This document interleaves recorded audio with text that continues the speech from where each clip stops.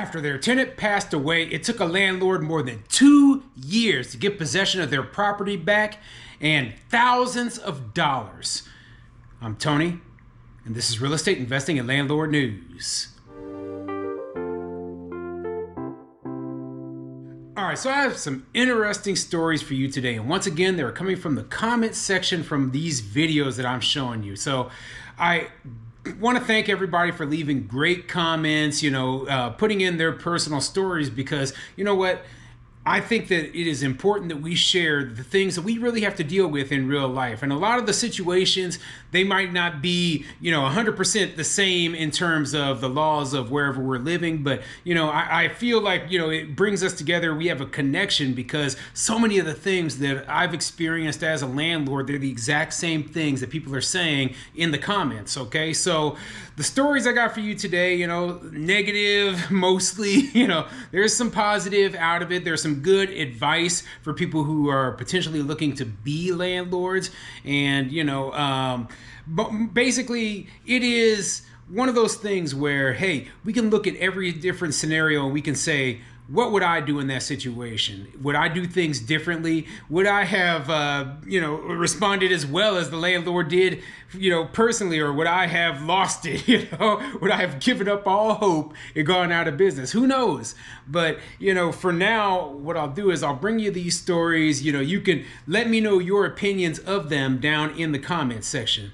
So before I get into the story, go ahead, hit the like, subscribe button, maybe leave a comment down below and leave your story, okay? Let me know, what has happened to you as a landlord, something that really has stood out, in your time as a landlord. I know that anyone who's been a landlord for any amount of time has had at least a little bit of drama, be it with Section 8 tenants, be it with a really difficult eviction, be it with, just day-to-day grind that just drove you crazy and you just want to share it. Go ahead and put a comment down there, okay?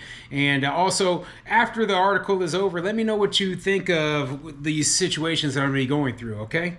So anyway, the first comment I'm going to be reading for you today is coming from my video titled, Small Landlord Moves to Evict Tenant Who Used a Fake Background. Tenant was an unregistered offender.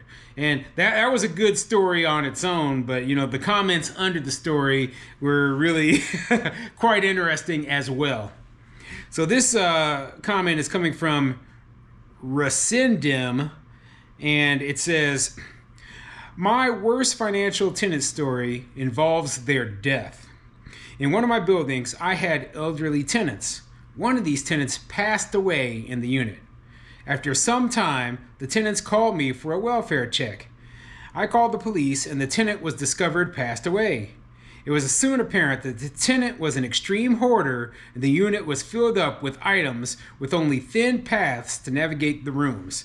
And, this is a bad situation here, okay? Now, I'm sure that we've all dealt with tenants who just collected too much stuff, but a hoarder is on another level where you're going to have stuff stacked up everywhere and it's going to cost you a pure fortune just to clear the place out, okay? Then we have the tenant passing away on top of that, and then there's certain laws that you must follow when the tenant passes away, and that's what this person is about to go into. So let's continue. The tenant had no immediate next of kin, and the state of New York, place where I wouldn't want to invest, required that I hold the unit and its contents until the matter was resolved. I had to store their vehicle until reprocessed and leave the unit alone for almost 2 years while the state ran through their processes. So this landlord had to store the deceased tenant's vehicle and all of their stuff for 2 years. And keep in mind, this person was a hoarder, so they had a lot of stuff, okay? I'm just imagining, remember that old TV show Hoarders that used to come on, I believe it was A&E, and, you go into the house and there was just stuff just stacked everywhere. Just imagine, you having to either put all that stuff in a storage unit or whatever, leave it in the apartment. I don't know what the solution to this would be. There's no next of kin, so you have to figure out, you don't even figure out what to do with it, right? That's up to the state, and the state is dragging their feet because why? They're a bureaucracy. They don't care if it's costing you tens of thousands of dollars in lost rental income. They just don't give a crap, okay? Especially a place like New York. They are, just notoriously slow, and everything is just notoriously just wound up in bureaucracy up in New York. I've covered more articles than I can count about that very issue, but this sort of situation, man, I mean, I just couldn't even imagine how frustrated I would be. Once the state allowed me to enter the unit, I had to pay to have it emptied and then was forced to auction the contents with a vendor with zero proceeds coming to me. After the place was emptied, I had to renovate the unit to repair the hoarder damage. In the end, I was out for the repair, cleaning, and 2 years of rent. To this day, it is the biggest financial burden I've had from a tenant. And that is nightmare, okay? Absolute nightmare. And, like my only question is, right, like until the place is cleared out, were you able to like basically continue to accumulate debt onto the tenant's estate so that, once all the property was sold and then all the bank accounts were cleared out, maybe you could be considered one of their debtors, and that means some of the money would hopefully be able to come back to you. I don't know how that works exactly. Maybe someone else could put a comment down below and say, but man, overall the situation sounds horrible, and that would likely bankrupt some, especially small landlords where this could be their only property. So yeah, I feel for you. Terrible situation to go through, okay? And it's something that we all should really think about. We should look at the state laws, figure out what exactly we would do in a similar situation, because man, I don't know what I would do. I really don't. So anyway, let me get on to the next comment. And this comment is coming from my video, Small Boston Landlord Faces Financial Ruin Due to Difficulty Evicting Tenants. And, I got a couple of comments from this one. The first one is coming from a user called TLWY1NK. And this user says, I would not pay that criminal tenant thousands of dollars.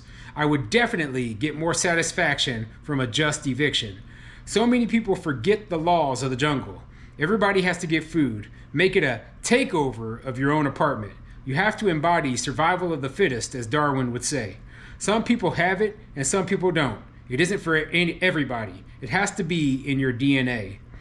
And, I completely understand. I completely understand what you're saying there. And, like there is this part of me that just wants to just stick it to these tenants who are, just using and abusing you. Okay. And the other part of me says though that, just cut and run, cut your losses and get the heck out of there as quickly as possible. Okay. And it's not worth breaking the law. It's not worth the consequences you might face by trying to deal with it. And, I'm not saying that is the best way to deal with the situation, but you know what? It is the way that a lot of us have to deal with it because, especially for somebody like me, okay? I'm a law enforcement officer. I could face all sorts of issues if I try to go, and stretch the law, go into that gray area. So, I obey the laws where I'm at, but that's part of the reason I also say I focus on areas where I invest, where the laws are, they are supportive of the way I want to do business.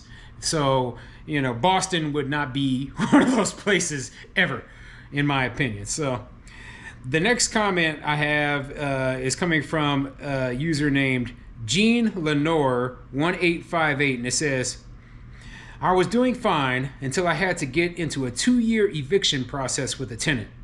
I decided to sell all the rentals and invest in crypto instead. I thought I was safe by investing in a Republican state. I was wrong.